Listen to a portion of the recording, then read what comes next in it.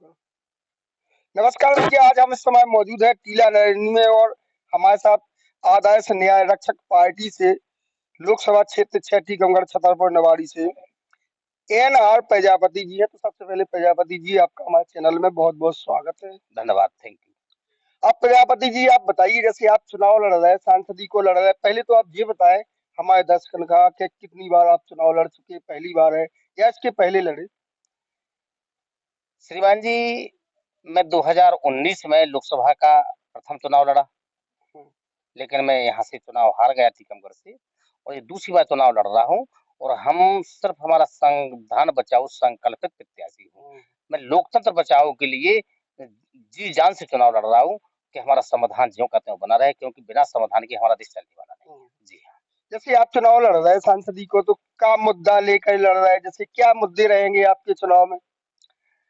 पहला मुद्दा तो हमारा है कि जो मोदी जी हैं, वो हमारे देश में देश को बेचने का काम किया है उन्होंने। और देश बेचने का काम किया है, मैं एक बहुत अच्छी बात बता रहा हूँ आपको। जब देश बेचने का काम किया है, लेकिन उन्होंने देश बेचने के साथ-साथ उन्होंने कुछ कमाया भी है।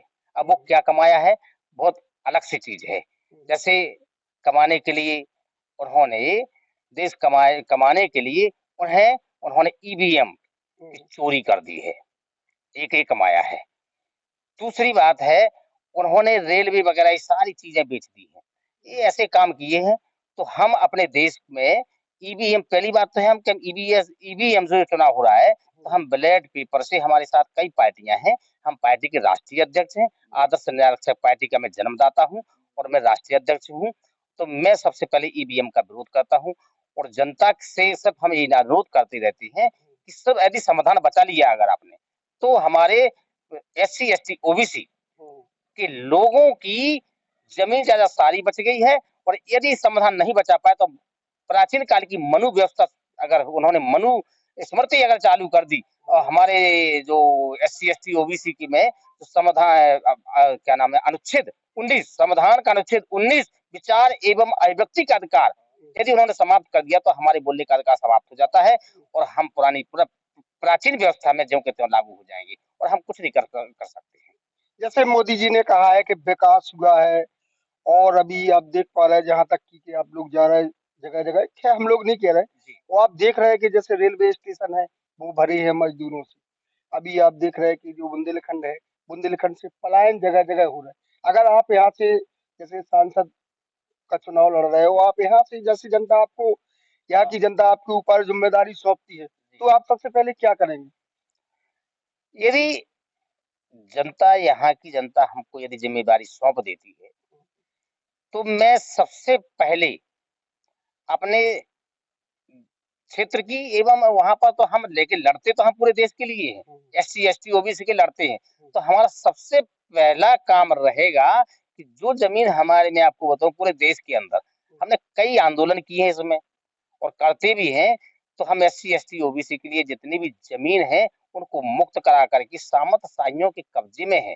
मैं आपको बता रहा हूँ पूरा देश ये कहते हैं, लगता है ऐसा, लेकिन हमारे जो देश में है, जो क्षत्रियों के पास जमीन है जितनी, तो मैंने आकलन किया है और मेरे पास पूरा ब्यौरा भी रखा है कि 94% भूमि है इन लोगों के पास, 3 जातियों के पास।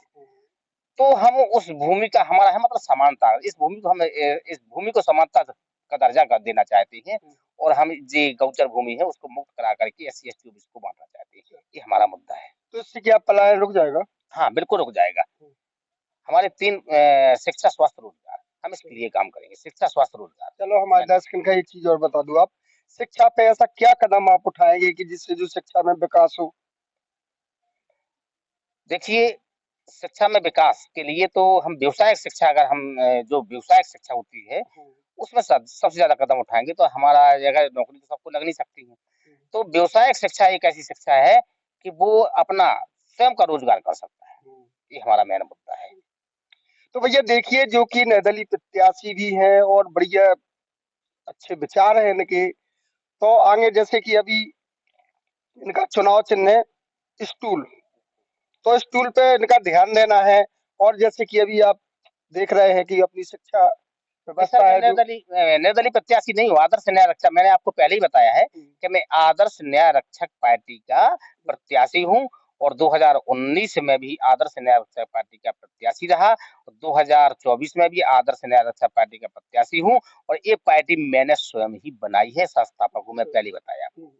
चलो ठीक है, अच्छा ये चीजें ये छोड़ो और आगे की चीजों की जैसे बात हो जान दो। जैसे कि आप ये बताओ, अभी अगर आपको यहाँ की जनता जिम्मेदारी सौंपती है तो आगे आप ऐसा क्या कार्य करेंगे कि जिससे कि अभी जो आप देख पा रहे हैं कि जैसे बेरोजगारी है, महंगाई है, चलो महंगाई पे ले लो, महंगाई को किस प्रकार रोकेंगे?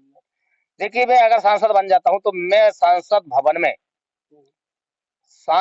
में इतिहास रचूंगा, शिक्षा, स्वास्थ्य, रोजगार के। क्या इतिहास रचेंगे आप? जैसे हाँ, ये इतिहास रख दें, शिक्षा, स्वास्थ्य और रोजगार। यदि 3 चीजें हमारी जनता को मिल जाती है, शिक्षा, तो शिक्षा हमारी जनता को मुफ्त में मिल जाना चाहिए। स्वास्थ्य, जैसे दवा हमारी सब जनता को मुफ्त में जाना चाहिए। और दूसरा, रोजगार अगर मिल गया तो हमारी को मुफ्त भोजन, जो मोदी जी मुफ्त भोजन दे रहे हैं महिलाओं को, 1-1 डेढ़ हजार रुपया लाडली बहना की तरह बांट रहे हैं, हमको उनकी जरूरत नहीं पड़ेगी अगर हमको हमारा रोजगार, हमारी प्रत्येक व्यक्ति को घर में प्रत्येक व्यक्ति को रोजगार मिल जाता है। 3 चीजें मिल जाएंगी, शिक्षा, स्वास्थ्य, रोजगार, तो हमको उनकी जरूरत नहीं पड़ेगी, ना हम उनकी तरफ देखेंगे। जैसे ऐसा होता है कई बार आप लोगों ने देखा है, जैसे अभी चुनाव का पीरियड चल रहा है, इलेक्शन का समय चल रहा है, बड़े-बड़े वादे किए जाते हैं।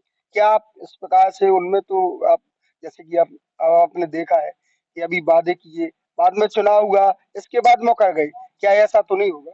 नहीं, नहीं, मैं ऐसा इंसान ही नहीं हूँ कि मैं आपको बता रहा हूँ कि मैं जब लगभग 9 या 10 वर्ष का था और 9-10 वर्ष से मैं अत्याचार सह रहा हूँ। मेरे पिता ने अत्याचार सही। यहाँ उत्तर प्रदेश में नवादा गांव है, यहाँ से मेरे पिता मध्य प्रदेश में पहुंचे।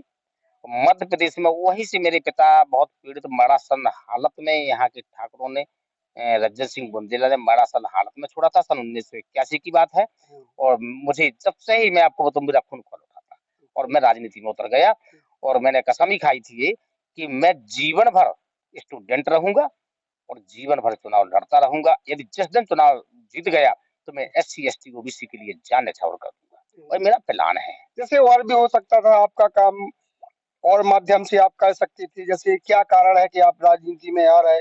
और भी जैसे आपकी BA MA है, आप और भी काम भी तो देख सकते थे। नहीं, मैं BA और मेरी ये अंग्रेजी से मैं MA हूँ, लेकिन मैं आज अभी छात्र हूँ। मैंने बताया कि हम जीवन भर छात्र रहेंगे, LLB का मैं छात्र हूँ। इस उम्र में मैं अभी छात्र हूँ और मैं अपने SC ST OBC के सभी भाइयों से कहता हूँ कि आपके पास अगर आपके पास अगर जमीन है तो वो भी बेच करके अपने बच्चों को पढ़ाइए। उनको अपनी जमीन को बेच दो, लेकिन बच्चों को अशिक्षित मत बनाओ। अशिक्षित मत बनाओ, जमीन जायदाद सब कुछ बेच दो, लेकिन अशिक्षित मत बनाओ।